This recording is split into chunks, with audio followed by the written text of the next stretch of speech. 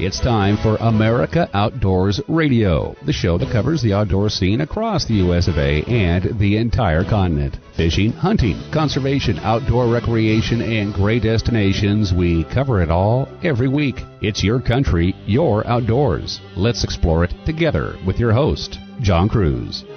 Welcome to the show. We've got a good one for you today, though I've got to admit, it has been hard finding guests this week. Got a lot of out-of-office email notices, and I think it's because, summer for most of us is winding to a close. The kids are about to get back in school, and people are taking time away. I get it. Labor Day is just over a week away, though that is good news for a lot of us who see the dove season opening up on September 1st in many states across the country. I know I'm going to be in a dove field, and I hope some of you will be too. Getting back to our guest problem, though, wasn't able to fill the entire slate, so I reached back into the archives and pulled out one of my favorite interviews. It's with Ron Spomer, very well-known shooting and hunting expert and television personality, and he talks about rifle cartridges that either should be put out to pasture or maybe should not. Another guest you'll hear from today is Daryl Bauer. He is a fisheries outreach program manager for the Nebraska Game and Parks Commission.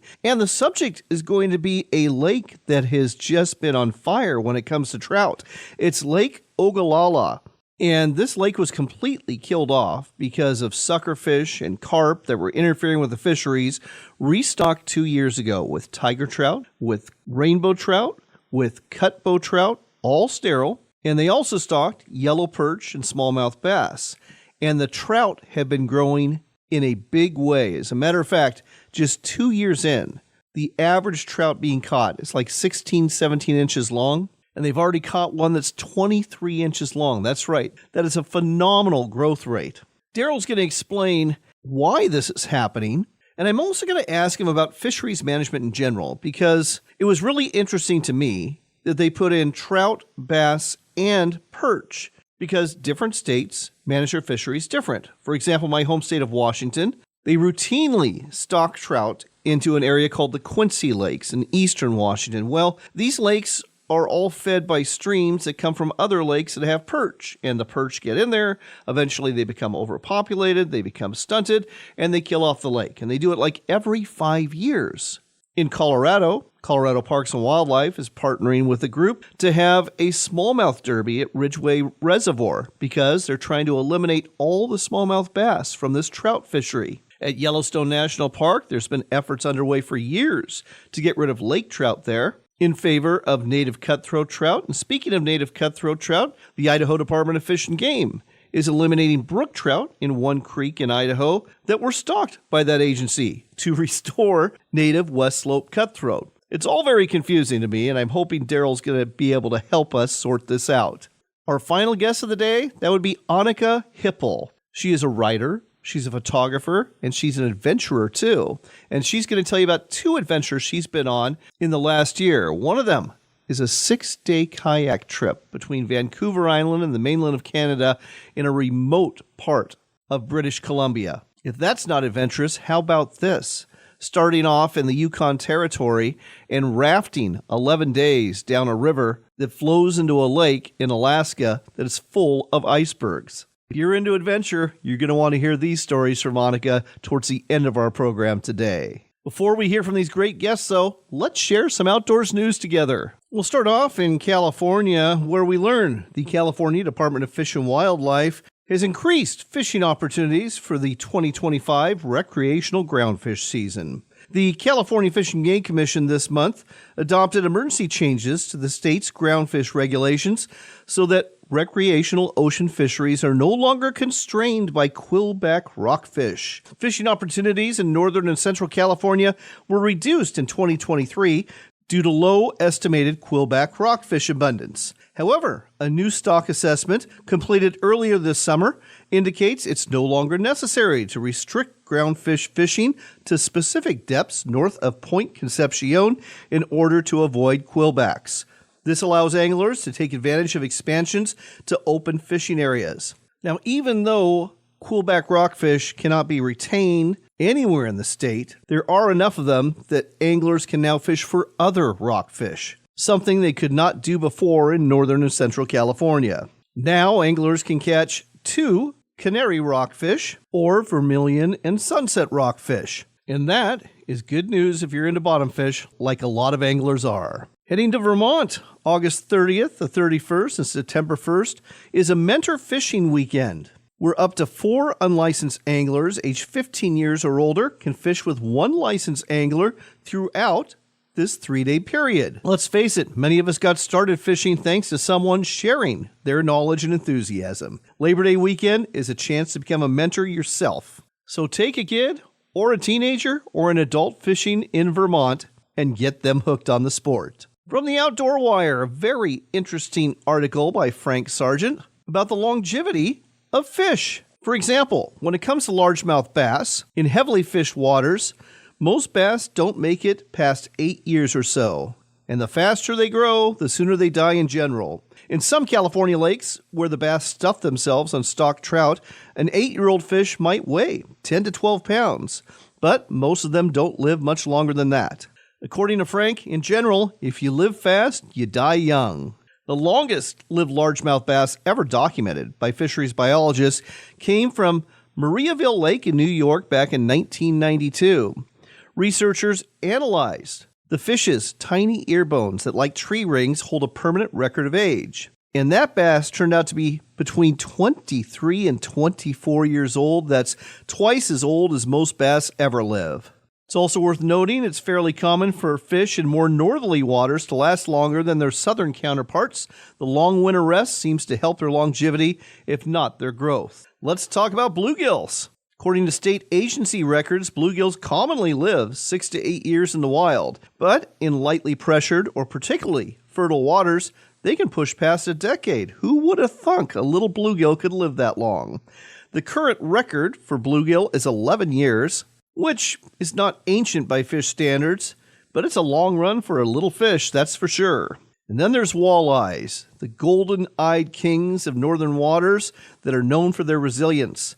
Studies show most walleyes harvested by anglers are between 5 and 10 years old, but there are older ones out there. It takes about 8 to 10 years for a walleye to reach 30 inches, according to biologists. The record, documented in Canada's Lake Erie, was a walleye aged at 29 years. Most fisheries biologists agree that walleyes capable of reaching 20-plus years are extremely rare, but they do exist. And then there's striped bass. They've got a reputation for size and endurance, and their lifespan reflects it. Tagging studies and age sampling from the Atlantic coast reveal that stripers regularly make it past 20 years. The official record is a 31-year-old striper taken during sampling in North Carolina. Considering their migratory lifestyle and the intense fishing pressure along the East Coast, that's a testament to both luck and hardiness.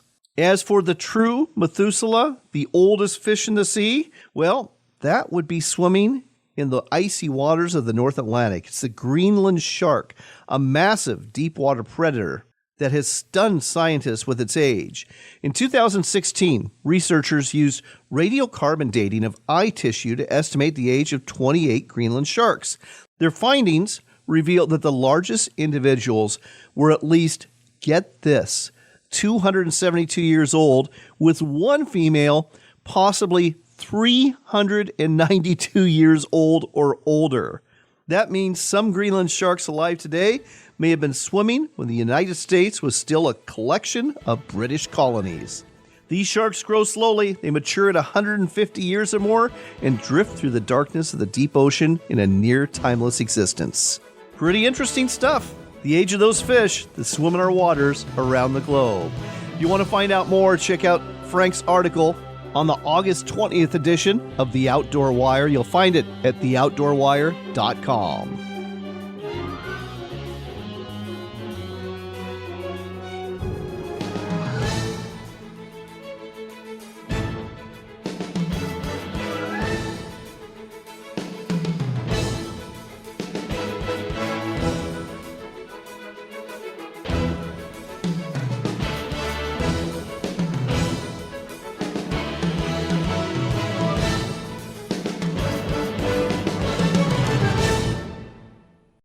Modular. When it comes to getting the most out of your Camp Chef 2-burner propane stove, That's the word to use.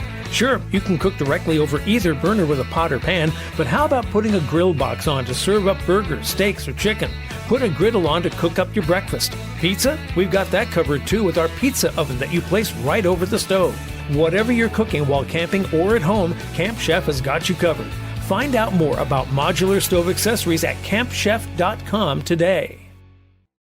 When you think of Henry Repeating Arms, you likely think of their American-made classic lever-action rifles and beautiful Golden Boy and Tribute Edition rifles. It doesn't stop there, though. Henry also has the Henry Long Ranger and lever-action Supreme models, as well as their big boy revolvers, the 9mm Homesteader carbine, and the venerable AR-7 survival rifle. Check out the entire line of Henry Repeating Arms firearms and find an authorized dealer near you at henryusa.com.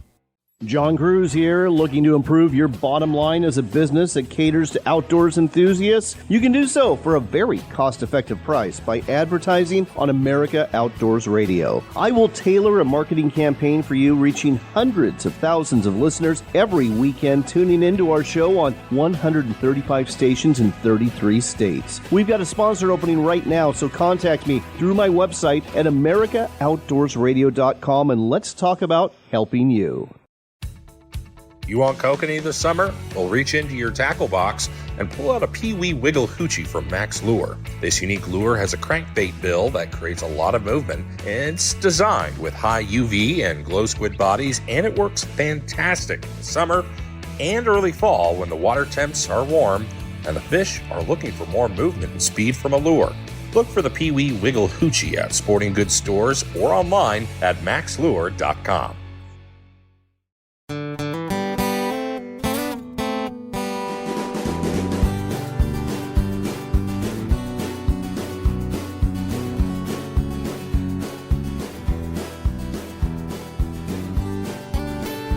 You're back in with America Outdoors Radio. I'm John Cruz. We're going to take you to the state of Nebraska. That's right, the Cornhusker State, because there's a lake there called Lake Ogallala, and it has done very well recently. It was renovated, or I should say restored, a couple years ago, and the trout fishery there is going bonkers. With us here to tell you more about is Daryl Bauer. He is the Fisheries Outreach Program Manager for the Nebraska Game and Parks Commission. Daryl, welcome to the show.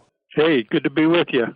So let's go back. Well, before we go back in time, let's actually start off with Lake Ogallala.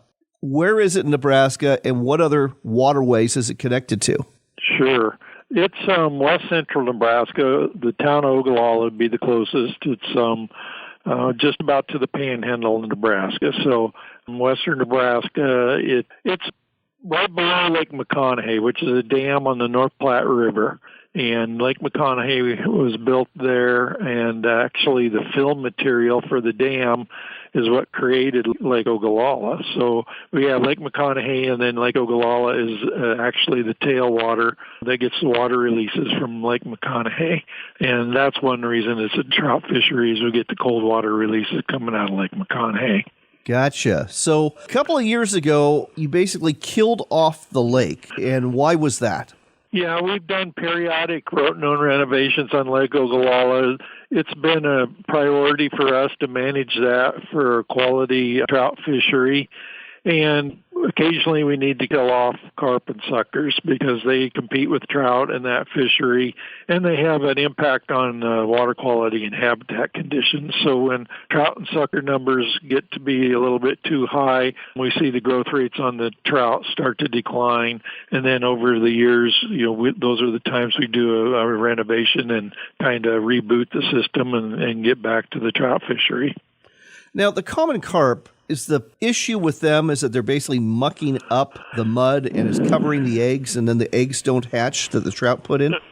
Well, we aren't planning on any reproduction of trout in this fishery. We stock the trout, but we do know the carp and the suckers and their feeding activity.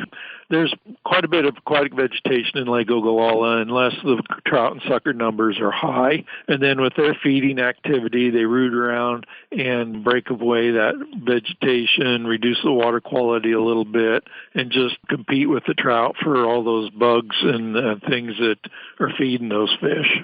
Gotcha. So this renovation took place in the fall of 2023. And your agency stocked the lake with rainbow trout, tiger trout, smallmouth bass, yellow perch, as well as cutbows, the rainbow cutthroat hybrid. Tell me why you chose this mix. Kind of have some dual purposes going there. I mentioned that Lake Ogallala gets cold water releases from McConaughey, and that gives us, for Nebraska, a unique opportunity to produce a quality trout fishery. So that has been one of the priorities for Lake Ogallala over a long period of time. And I mentioned we stock the trout there, but that fishery is able to support those trout year-round. It's incredibly productive with all the vegetation and aquatic invertebrates that are there. And we have phenomenal growth rates on the trout in that fishery as long as, carp and sucker numbers are down. So that is a priority. We can produce a quality trout fishery there where anglers have a chance to catch big trout, fish over 20 inches, and we just don't have anything like that in most of Nebraska. But at the same time, there's some habitat there that'll support some cool water species like the yellow perch, smallmouth bass. And with the water coming from McConaughey, we're going to have those species present anyhow. We just can't keep them out. So, we're trying to provide, as often we do, a little bit of a variety for Nebraska anglers to catch from that one fishery. This is really interesting to me because different states approach fisheries management in different ways. For example, Yellowstone National Park, they're actively trying to get rid of lake trout there so that the native cutthroat trout can go ahead and flourish. And Colorado Parks and Wildlife partners with a derby that takes place at Ridgway Reservoir where they're trying to eliminate all the smallmouth bass. And then in Washington State where I live, you've got lakes that, just like your situation, perch are going to get into them because it's just the creeks go to other lakes that have perch. But when the perch get in there, they go ahead and kill them off and start over with trout again. And the trout fishery goes good for about 3-4 years and they kill it off again. And then in Idaho, you've got brook trout that were stocked by Idaho Fish and Game that are now being killed off so they can restore native Yellowstone cutthroat. So it's all a head scratcher to me why each state does things a little differently. Yeah, and I'm not going to tell you why other states are doing what they're doing because I don't know. But I will always tell folks each state's different. The resources are different, and what's available is different. Angler desires can differ from state to state. And the state fish and game agencies are always trying to, satisfy the greatest number of anglers. So there's a variety of priorities depending on the state, and in this case, with Lake McConaughey and then Lake Ogallala downstream, those are man-made fisheries. So we're not really looking at any native species management on those fisheries. I mentioned in Nebraska, we just don't have a lot of opportunities for cold water fisheries for trout fishing, especially for trout. And likewise, we don't have a lot of cool water fisheries for smallmouth bass and yellow perch. And our anglers would like more opportunities to catch those species. So where we have the opportunity and have the habitat that can support them, we're going to try and provide, like you said, some variety for our anglers and try and satisfy the greatest number of anglers by doing that. Well, I am impressed that in just 2 years, you've got trout that are up to 23 inches and a lot of fish in the 16 to 17 inch range. That is just amazing. Now, are all of these trout hybrids or will some of them reproduce? We don't expect any reproduction on that fishery, like I said, since it's man-made and it's a tailwater fishery below McConaughey. We don't expect any reproduction from any of the trout we stock. We stock typically, we call them catchable. They're about 10-inch trout that we stock. And we do a variety of those stockings around the state, but the difference is in Lake Ogallala, those fish survive year-round. And then in that tailwater fishery, it's incredibly productive, and we've documented growth rates up to and over an inch per month.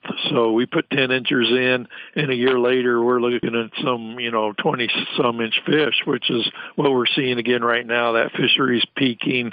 I was just out there a week ago and caught, some of those cut bows, and every fish I caught was at least 16, 17 inches long and just fat little pigs. So it's a great fishery right now, and we're going to ride this peak for a while.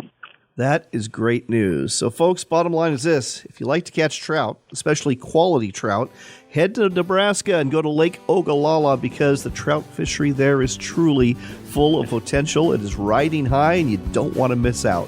Daryl, thanks for sharing this with us today on America Outdoors Radio. You bet. Glad to do it.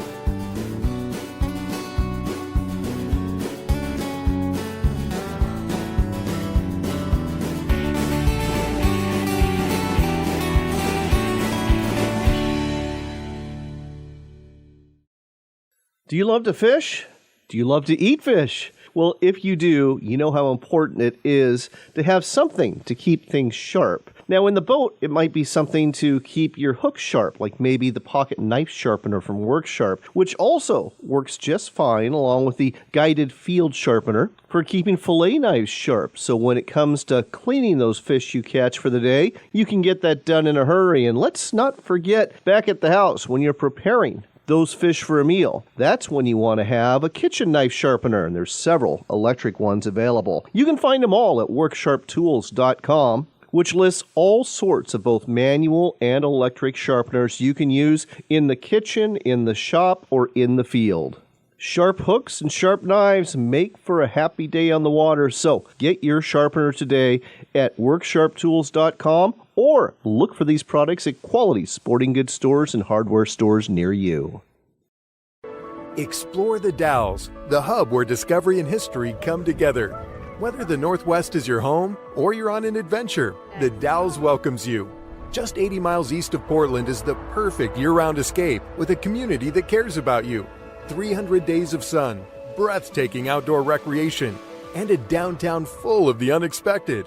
Oh, and the rich history that began before the Oregon Trail. Start planning at explorethedalles.com.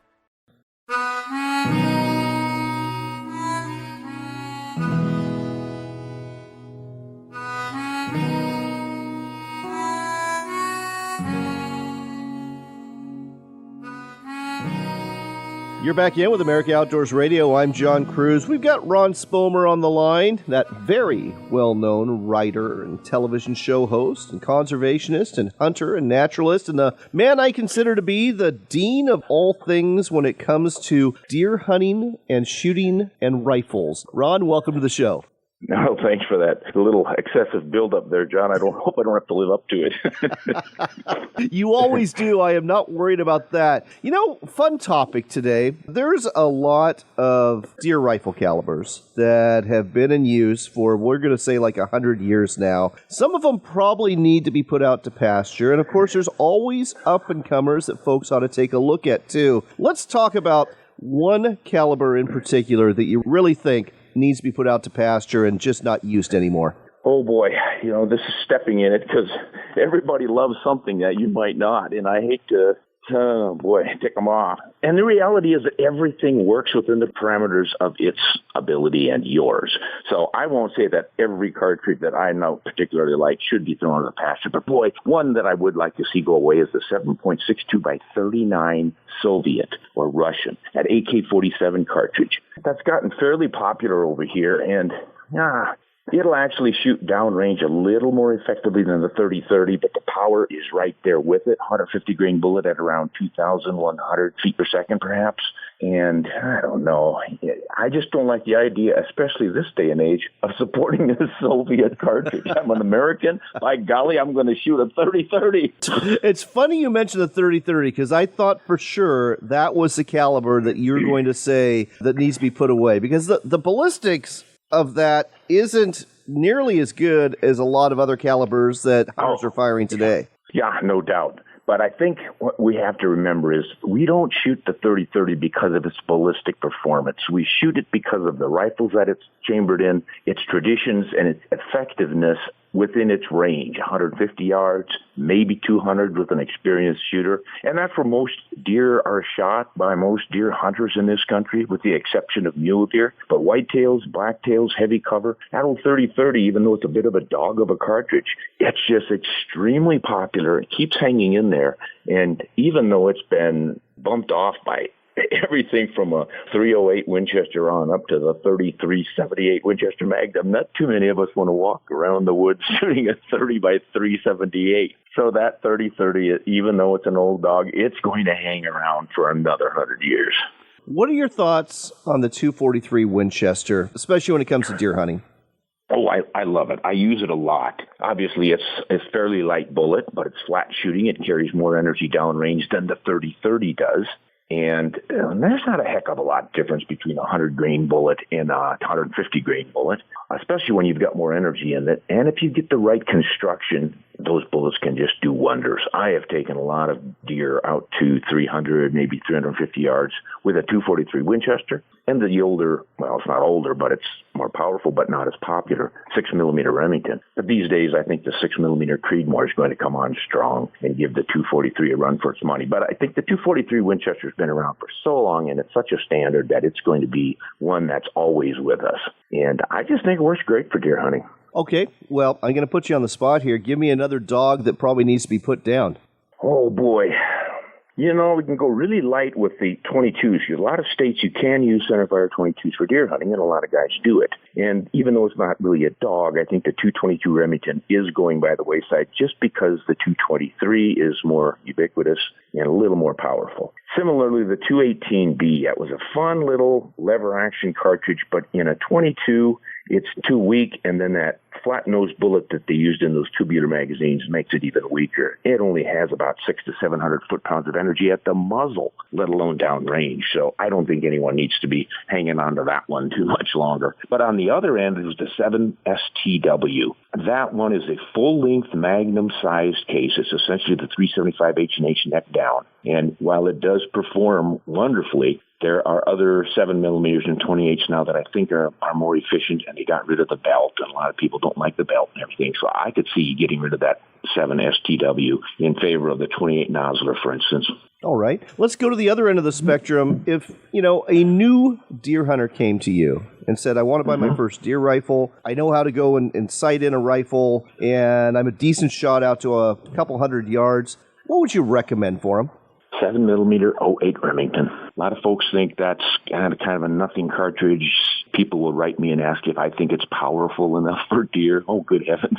It is more powerful than the 7x57 Mauser, also known as the 275 Rigby. And that's what Karamojo Bell used to hunt everything in Africa. He took 800 elephants with that 757. Wow. So if that could take an elephant and a Cape buffalo and all the other big stuff he took over there, we can certainly take whitetails with it. I just think it's a beautifully balanced short-action cartridge that has everything a deer hunter wants. You can use a fairly short barrel and get full energy out of it, full velocity out of it. It shoots a little bit flatter, drifts a little bit less in the wind than a 308 Winchester. It's essentially the 308 Winchester neck down to 7. So you've got more efficient, more aerodynamic bullets at a lighter weight. So there's a little less recoil, too. That'd be a big one. And the other one I'd probably say, and some people are going to say you're nuts, but 6.5 Creedmoor. Even though people love to hate that 6.5 Creedmoor, it's essentially the ballistic twin of the 6.5 by 55 Swede, which has been a proven cartridge since 1892. Caribou, brown bears, moose, they hunt everything with it. And if it can do it, the same bullets from that 6.5 Creedmoor can do it. But you need to get it in a hunting rifle, not one of these long-range target rifles. Something that you can carry in the woods and the fields and mixed habitats comfortably. And then you've got yourself a heck of a deer cartridge. Well, I'm glad I picked that one for my Henry Long Ranger. I feel better about my choice now.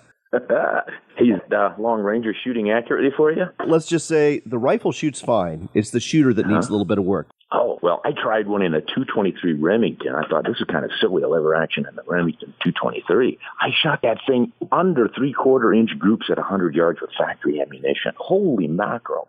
Out of a lever action. Isn't that something? Well, that's why you're the dean of shooting, and I'm just an intern. So let's move on to one more thing here. I don't know. What's going on in the world of Ron Spomer that folks ought to know about, whether it be television or blogs or articles or whatever else? Well, we've got RSO TV on which we're doing some hunting videos, but lots of shooting videos that we can't necessarily show the details on the social media channels. They're always canceling things and stuff. So in order to really show a good gun review and lots of shooting and stuff, we're starting to push those over to RSO TV. And you can find that on our website, ronspomeroutdoors.com. But it is a subscription service because we don't get any advertising dollars the way one does on YouTube. for making videos, so it makes it a losing proposition if you don't get some somehow. But we figure it's fairly reasonable, $5 a month, and you can watch all the shows on there in perpetuity, so go for it. And then the other thing, of course, is we've got a podcast channel now, and we also broadcast that on YouTube. So if you want to sit there and watch me talk into a microphone, you can go to YouTube, Ron Spomer Outdoors Podcast. But that's kind of fun because I'll get a guest on every once in a while. We'll go back and forth the way you and I are now about topics like this. And I also read some of my old stories. A lot of guys that working with their hands, they like to listen to my old magazine articles that I read on the podcast. So that's kind of fun. Then there's the standard YouTube channel. So okay, look for the Ron Spomer Outdoors podcast channel on YouTube, or go to Ron Spomer Outdoors and consider subscribing and getting all sorts of knowledge about rifles that you're not going to get elsewhere. The website again, ronspomeroutdoors.com. Ron, thanks as always for sharing your wisdom with our listeners on America Outdoors Radio. You bet. Always my pleasure, John.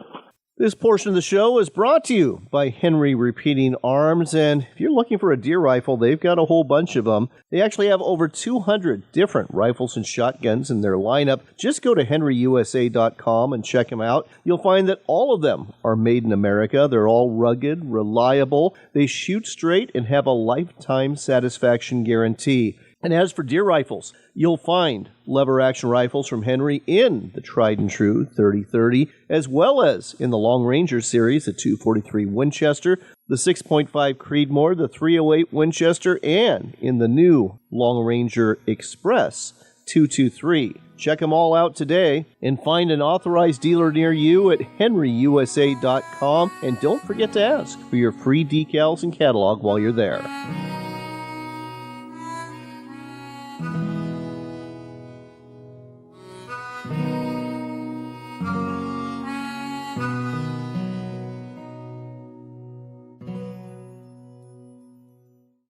Do you remember shooting a .22 rifle for the first time? I do. I was a Boy Scout in summer camp, and that experience launched my passion for shooting that carries over to this day. If you're looking for a bolt-action .22 caliber rifle to introduce your kid into shooting, you really need to buy a Mini Bolt Youth G2 from Henry Repeating Arms. This bolt-action rifle is sized for smaller frames. It only weighs 3¼ pounds and has an 11.5-inch length of hole. The Mini Bolt Youth G2 also features high-visibility fiber optic sights that make aiming intuitive. You can choose from a classic black synthetic stock or Muddy Girl camo, and they've got something brand new. That would be a newly integrated feed ramp in the receiver for easier, smoother loading. The Made in America Mini Bolt Youth G2 is available at sporting goods stores throughout the country. Find an authorized dealer at henryusa.com. That's henryusa.com. Looking to reel in the marketing opportunity of a lifetime? Then set the hook, because we've got it right here. America Outdoors Radio has sponsorships available, and we offer an affordable platform to reach thousands of listeners interested in fishing, hunting, and the outdoors. Find out more by contacting host John Cruz through his website at AmericanOutdoorsRadio.com. That's AmericaOutdoorsRadio.com. But hurry, if you wait too long, this big opportunity might just get away. That's AmericaOutdoorsRadio.com. When you buy a sharpener from WorkSharp, you aren't purchasing a product, you're making a very good long-term investment. Whether you're buying a knife sharpener for the field, a knife and tool sharpener for the shop, or have a knife sharpener on the kitchen counter, you'll find they are durable and will do the job of sharpening your knives and tools for years to come. Make sharp happen with WorkSharp at a sporting goods store near you and at WorkSharpTools.com. Hey, I'm Brant, and her name is Sherry. Hello. She's a friend of mine whom we were just praying for because of a surgery she just went through. Yes, and I am very happy about something you actually talk about all the time, which is MediShare. That is right. Yeah. So what was your experience like with MediShare and the healthcare bills? Honestly, Brant, seamless. And what a blessing that is when you're already nervous about a health issue, which I was. Yeah. Members shared my expenses. There were zero problems. And let me tell you, having people pray with you when you call in in with your need. That is just... It is refreshing. Yes, that's what it is. What I keep telling people love MediShare and they love saving money. A typical family can save $500 a month. I am very thankful for MediShare. It is so different, and I mean different in a very, very good way. It is good different. Call now. They're easy to talk to, and you can get a price within 2 minutes. Call 855-SHARE-40. That's 855-SHARE-40. 855-SHARE-40.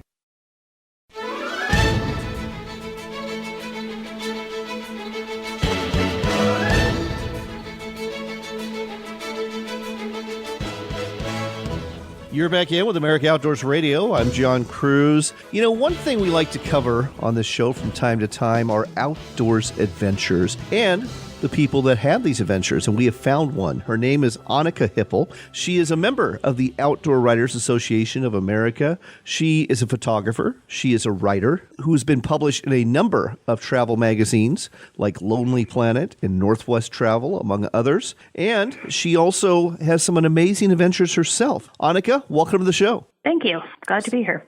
I got to find a little bit about you with the latest edition of Outdoors Unlimited. That is the publication for the Outdoor Writers Association of America, the largest outdoor writers association in the United States and North America. And it was all about you. And I was intrigued by a couple of adventures you've recently had. One was a 6-day kayak trip. The other one was an 11-day rafting expedition. So Annika, let's start off with a kayaking adventure you went on. It launched from Port McNeill in northern Vancouver Island, and that's way up there on the island. So you spent 6 days on the water. Tell me about what was happening every day. We would set off in the morning and paddle along the shore or along the islands and look for wildlife along the way, of course. We saw eagles everywhere. We saw sea lions, saw seals. We saw whales from a distance and lots of birds, of course, besides eagles. And we just paddled through the most beautiful archipelago you could possibly imagine. And we camped at camps that had been set up for the season. So the tents were set up on platforms, and we would arrive with our gear, sort of set up the kitchen and relax on the beach and do some hikes from the camps. And that was pretty much the way it went every day. We paddled, we swam in the very cold water, we watched wildlife, and we ate delicious food. The orca whales, did you ever get to see any up close on this trip? Not on this trip. It's wildlife. You can't control where they are, but I'm always happy anytime I get to see a whale. And one thing that was very cool was one of our campsites on the far side of the strait in the islands was right up on a bluff overlooking the strait. And one day I was in my tent just sort of messing around, and I heard a blow outside the tent. And I said, that's got to be really close to shore. So I pulled open the tent flaps and saw a humpback surfacing. How often can you stand inside a tent and watch a humpback just offshore? That was a very cool experience. Absolutely. Here's a question. I understand that one day you actually went to this little inlet and you got to see some petroglyphs. Is that right?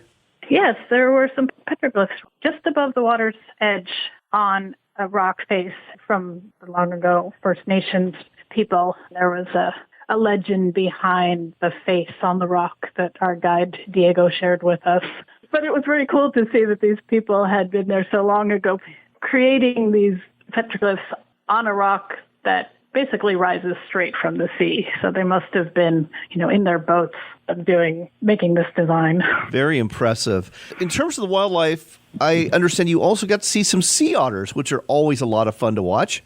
Yes, there was kelp floating on the surface of the water. In many places that we kayaked, we were kayaking through the huge, I don't know if you call them strands of kelp. And in some places there were otters floating among the kelp or hauled up on the rocks just above the surface, sort of warming themselves in the sun. How was the weather and how challenging was the kayaking on a daily basis? The first day when we set off, it was quite foggy. And then as the trip went on, the days just became more and more beautiful. The challenging part of the kayaking was crossing the Johnstone Strait because we set off from Telegraph Cove on Vancouver Island, and we paddled over to an archipelago that's on the mainland side. And this channel is a place where cargo ships pass through, cruise ships pass through. So our guides radioed to a control center somewhere to get permission to cross when there were no ships coming. And then we had to paddle hard to go get across as quickly as possible so we wouldn't be obstructing any ship traffic or put ourselves in danger. So that was the hard part because we're paddling across this big open space. Once we were on the other side, we were paddling among islands, and then we were going at a much more leisurely pace, and it was very pleasant, gentle kayak for the most part. And that's some beautiful remote country up there. Yes. There are no roads. There are no settlements. These camps set up for the summer were pretty much the only semi-permanent structures. And it was very, very remote and very relaxing and very beautiful. Well, folks, if you want to find out more about this trip and others, the website to go to is seakayakadventures.com. That's an easy one. seakayakadventures.com, offering multi-day trips, not just in northern Vancouver Island area, but all sorts of other locations as well. Now, Annika, as cool as that kayak adventure was, I understand another really impressive expedition you went on was an 11-day rafting trip starting in the Yukon Territory and going into Alaska. Yes, that was my big adventure last year, and it was absolutely wonderful. Tell our listeners more about it. What river were you on, and what company was taking you on this expedition? I traveled with Canadian River Expeditions, and we put in on the Tachinshini River, which then flowed into the Alsek River and emptied out into the Gulf of Alaska. Well, why don't you go ahead and tell me about the guides on this trip? My experience with rafting guides is they're usually pretty chillax, and they're always a lot of fun, and they're very good at what they do. We had 3 fantastic guides, Ian, Lars, and Isaac, and they took care of everything impeccably, including, of course, navigating us safely down the river, but also preparing amazing meals in the wilderness with only food they were able to carry on the rafts the whole way down. We were responsible for setting up our tents and packing them up at the end of our stay at each camp, but they would set up a kitchen and a sort of dining area and just whip up these meals that I would never have expected that we could be eating days from civilization on a remote beach. All right. What was the standout meal? Well, we had a Thai curry somewhere. I can't remember how far into the trip that was, maybe about halfway. And they whipped up a Thai curry with, I think it had chicken and vegetables, and it was absolutely delicious. Especially after a day on the water. So walk me through a typical day during this 11-day expedition. You launch in the morning, obviously, and what happens next? Well, we would spend the morning on the river, watching the scenery go by and looking for wildlife. The guides did the rowing for the most part. There were a couple opportunities to paddle and we would stop for lunch. They would pretty much improvise where we would be stopping. They had places in mind because they had lots of experience, but it was the first trip of the season, and the landscape along the river changes because erosion happens and some of the beaches get impossible to access and others are available. So they would kind of check things out as we went along. We would stop for lunch. They'd set up a simpler meal, usually with a salad or a bowl of a quinoa bowl or something that didn't take that much preparation. And then we would set off on the river again, and sort of late afternoon, we would arrive at a suitable campsite and we'd set up our tents, and then they'd prepare dinner and we'd sit around chatting and enjoying the view and get a fairly early night because, it's long days on the river, but it's good tired. Were there campfires? Yes, we would have a campfire, and I have to tell you about one thing. The last camp in the trip was at a place called Alsek Lake, which is full of icebergs, and the Alsek Glacier flows into the bay where we camped. And so the water, of course, was very, very cold. But our guide, Lars, had a plan. He set up a homemade sauna for us where he heated rocks all day. He and the other guys tended the rocks. And then he got a big tarp, and we all got under the tarp, held down the edges. He poured water on the rocks, and it was just like a sauna. It was fabulous this was late in the trip, the last camp. We'd been out in the wilderness and getting warm in our sleeping bags, and that was it. And then here we are in this makeshift sauna that worked perfectly. And then we all jumped in the iceberg-strewn lake and did it about 5 times more.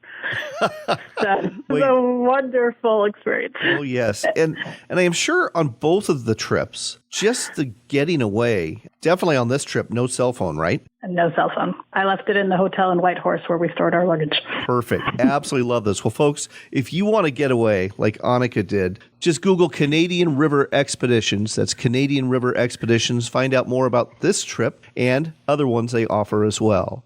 Annika, thanks for sharing all of this with us today on America Outdoors Radio. Thank you. And on that note, it's time to go. We are going to be taking a break for Labor Day weekend. You'll hear a best of episode, and I hope you have a wonderful Labor Day weekend too. Until next time, be blessed, be healthy, and do remember this. It is your country and you're outdoors, so get out there and enjoy it.